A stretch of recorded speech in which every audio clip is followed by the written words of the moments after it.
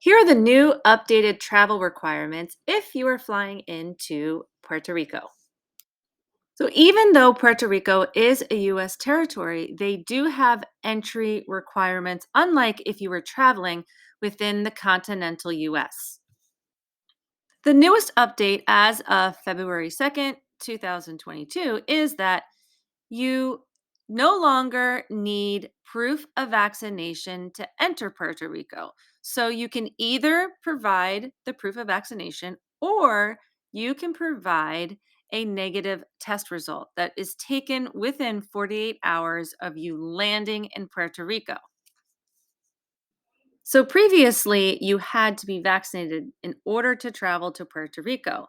So now they are allowing unvaccinated travelers to enter Puerto Rico with their negative COVID test results.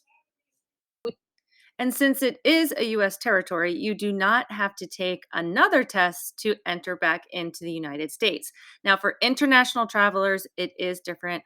Always check the latest updates because things are constantly changing.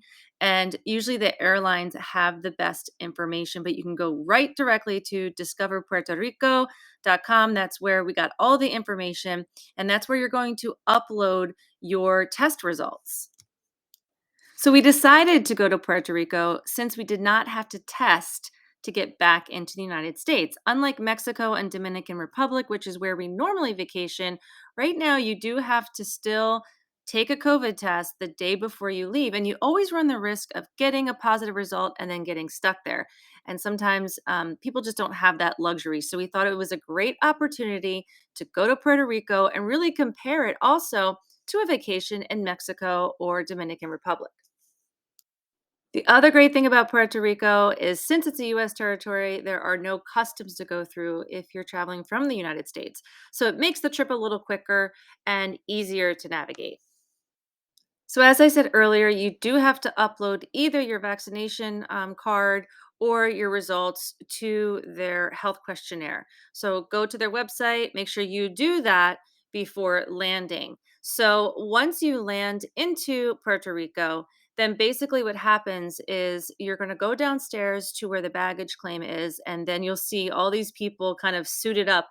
Um, you'll recognize them right away. They're like almost in hazmat suits. It's a little weird, but they guide you over to where they're going to check the QR code. So once you upload all of the information, then they give you a QR code, and they will scan that on your way out of the airport.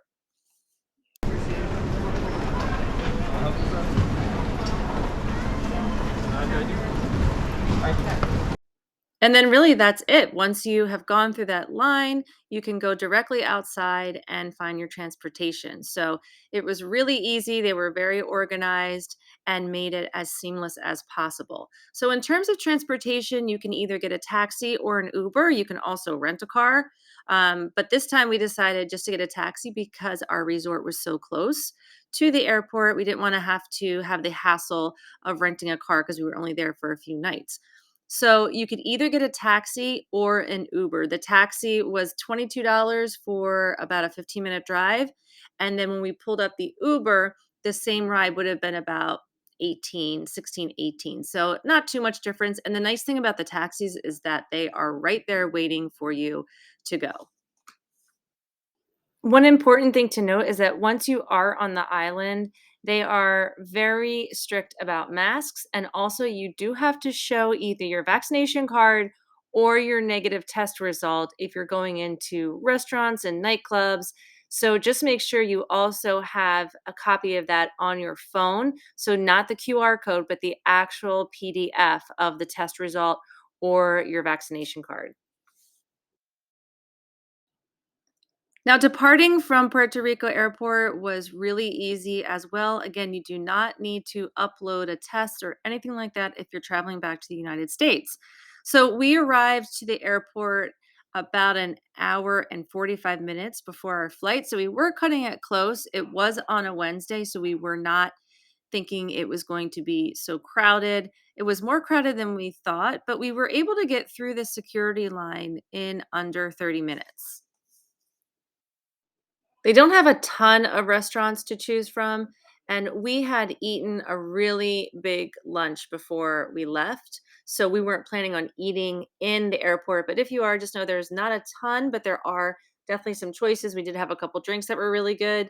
And overall, it's a really laid back airport and they're very organized and clean. Always, always check the latest entry requirements before traveling anywhere because it is changing day by day. In fact, Hawaii, they just released all of their entry requirements. You don't need a vaccination or a test to go to Hawaii. So I'm assuming that other US territories are going to follow, other countries are going to follow. So just make sure you check the latest requirements. The airlines always have those, and that you are fully prepared before going to any airport. And definitely keep an eye out for the full review that we're going to do on our trip to Puerto Rico. So, we're going to review the resort, the pool, the beaches, the food, the activities, everything that we normally do. And if you found this video helpful, please like and subscribe and follow us on 3 days and Trace Noches while we take you on fun and exciting vacations and adventures that you can have in a really short amount of time. You don't need a whole week to have an amazing vacation.